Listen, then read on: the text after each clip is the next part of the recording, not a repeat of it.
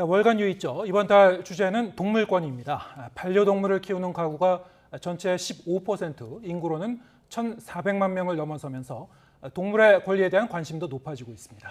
동물권을 다루는 월간 유의죠. 오늘 첫 시간에는 우리의 생활 속으로 들어온 동물의 법적 지위 문제를 살펴봅니다. 서은수 PD 나와 있습니다. 안녕하십니까? 네, 어서 오세요. 네, 안녕하세요. 네, 동물의 법적 지위와 관련해서 법무부가 최근에 이 동물은 물건이 아니다 이런 내용의 이 민법 개정안을 입법 예고를 했죠. 구체적으로 어떤 내용입니까?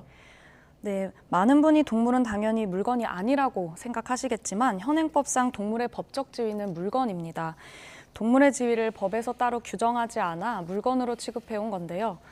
민법상 물건의 정의에는 유체물 등이 포함되는데 동물은 바로 이 유체물, 즉 움직이는 물건으로 여겨집니다. 하지만 반려동물을 키우는 인구가 늘고 가족처럼 여기는 인식이 확산하면서 동물을 물건이 아닌 생명체로 인정해야 한다는 주장이 많아지고 있습니다. 그래서 지난해 10월 법무부는 동물은 물건이 아니라는 내용을 담은 민법 개정안을 발의했는데요. 물건을 정의 내린 민법 제98조에 동물은 물건이 아니다라는 규정을 신설해 동물에게 그 자체로서의 법적 지위를 만들어주는 게 핵심입니다. 네. 살아있는 생명인 동물이 법적으로 물건으로 규정이 돼 있다는 게 좀 쉽게 납득이 가지 않는데요. 이렇게 물건으로 취급되는 구체적인 사례가 있습니까? 네, 동물이 민법상 물건이기 때문에 생길 수 있는 다양한 상황을 하나씩 짚어봤습니다. 첫 번째 사례 먼저 보시겠습니다. 가족과 함께 10년 넘게 반려견을 키워온 김모 씨. 매일 놀아주고 산책하며 일상의 대부분을 반려견과 함께했다. 그런데 이렇게 애틋하게 키워온 반려견이 얼마 전 숨을 거두고 평소 함께 다니던 뒷산 산책로에 반려견을 묻어주려는 김 씨.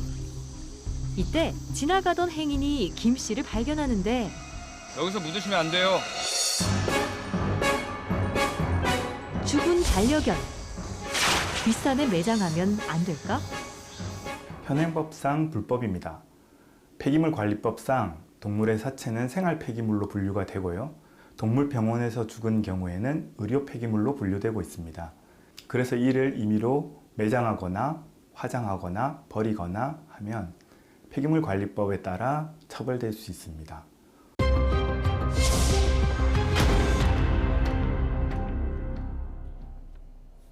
네. 가족처럼 이제 오랜 세월 같이 했었던 반려견이라면은 좀 더 좋은 곳, 이를테면은 가족 묘지나 이런 곳에 함께 이 다른 이 사람이 사망했을 때처럼 이 반려견도 좋은 곳에 이제 묻어주고 싶어하는 것이 이제 인지상정일 것 같은데, 자, 이런 행위가 지금까지 다 불법이었다는 거군요. 네, 동물병원이 아닌 장소에서 죽은 동물 사체는 법적으로 생활 폐기물로 분류돼 쓰레기 봉투에 담아 배출해야 합니다. 또는 지자체에 등록된 장묘업체에 맡겨 화장할 수 있는데 이런 업체를 이용하지 않고 직접 땅에 묻는 것은 불법입니다. 민법상 지위가 물건인 만큼 사체도 폐기물로 분류되고 있는 건데요. 그런데 이렇게 죽었을 때뿐 아니라 살아있을 때 역시 물건이기 때문에 주인의 소유물로 분류돼서 벌어지는 상황들이 있습니다. 두 가지 사례 이어서 보시겠습니다. 몇 년 전 친구에게 돈을 빌려준 이모 씨. 하지만 친구가 계속해서 돈을 갚지 않자 이 씨는 법원에 민사소송을 제기해 승소했다. 이어 친구의 재산도 강제 집행을 신청한 이 씨. 이 씨는 친구의 반려견이 귀한 혈통임을 알아보고 반려견도 압류하기로 마음먹는데 친구는 절대 안 된다며 버티는 상황. 과연 반려견도 압류할 수 있을까? 네, 가능합니다. 현행법상 동물은 물건이기 때문에 채무자의 소유라면 채권자가 민사집행법에 따라 가압류, 압류 또는 경매를 신청할 수 있습니다. 현재 동물은 물건이 아니다라는 민법 개정안이 발의되었는데요. 이것이 통과된다 하더라도 후속 법안이 개정되거나 신설되지 않으면 여전히 물건에 관한 규정을 준용하고 있기 때문에 반려동물에 대한 강제 집행은 가능할 것으로 보입니다.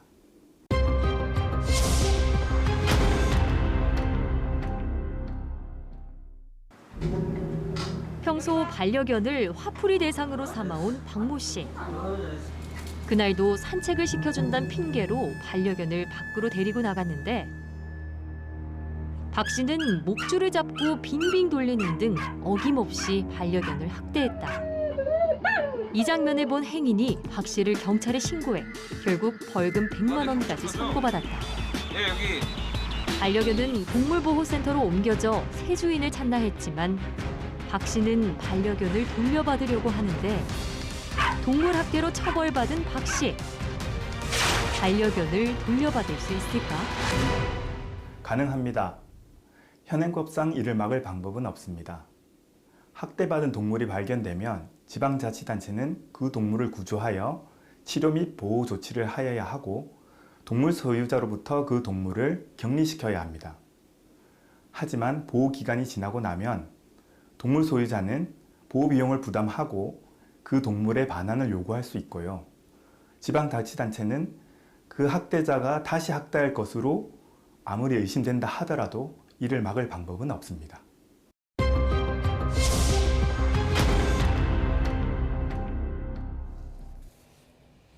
네, 동물을 압류하고 또 학대한 주인에게 다시 돌려주고 이건 정말 물건 취급을 하는 거네요. 네, 동물은 법적 지위상 물건이고 주인의 재산으로 취급되면서 생길 수 있는 일들입니다. 이 때문에 동물단체와 전문가들은 동물학대를 방지하고 관련 문제를 해결하기 위해 동물의 지위를 물건으로 취급하는 민법이 우선 바뀌어야 한다고 주장하는데요. 결국 동물을 대하는 우리의 인식과 태도가 동물을 생명체가 아닌 물건으로 간주하는 현행 법 체계와 무관하지 않다는 겁니다. 민법 개정안을 발의한 법무부 담당자 얘기 들어보시겠습니다. 그동안 동물 학대에 대한 처벌이나 동물 피해에 대한 배상이 충분치 않았던 근본적인 이유에 대해서 동물이 법체계상 물건으로 취급받고 있기 때문이라는 지적이 있어 왔습니다. 동물과 사람을 막론하고 생명이 보다 존중받는 사회를 견인하기 위하여 네, 그렇다면 이번 민법 개정안이 국회를 통과만 하면 이런 어떤 재반 문제가 다 달라지고 동물의 지위도 크게 향상될 수 있을까라는 이제 생각도 드는데요. 어떻습니까? 네, 그러면 좋겠지만 현재 발의된 민법 개정안이 통과된다고 해도 앞서 보신 상황들이 곧바로 바뀌긴 어렵습니다. 개정안의 동물은 물건과 구분되는 생명체로서의 지위를 갖는다고 선언하는 의미는 있지만 후속 입법 조치가 있어야 실질적인 변화가 따라올 수 있는 건데요. 예를 들어 앞서 보신 반려동물 압류가 불가능해지려면 반려동물을 압류 대상에서 제외하도록 하는 민사집행법 개정이 필요하고요. 학대 전과가 있는 사람에게서 반려동물을 분리하려면 동물보호법을 개정해야 합니다. 다만 민법은 모든 법의 기본법으로 여겨지는 만큼 동물은 물건이 아니라고 규정한 민법 개정을 시작으로 동물의 권리에 대한 논의가 더 활발히 이루어질 수 있겠습니다. 전문가 얘기도 들어보시겠습니다. 향후에 동물의 법적 지위를 향상시키는 아주 중요한 계기가 될 수 있다고 보고 있고요. 다만 다른 법률에 특별한 규정이 없는 이상 여전히 물건에 관한 규정을 준용하도록 그렇게 규정하고 있기 때문에 빨리 후속 법안들이 개정되고 발의되고 그렇게 해야만 실질적인 의미를 가진다고 할 수 있겠습니다.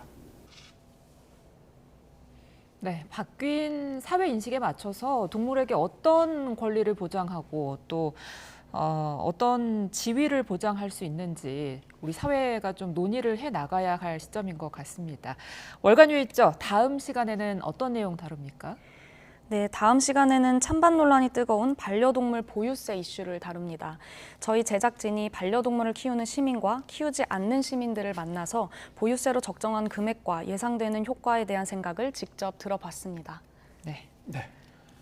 서은수 PD와 함께했습니다. 수고하셨습니다.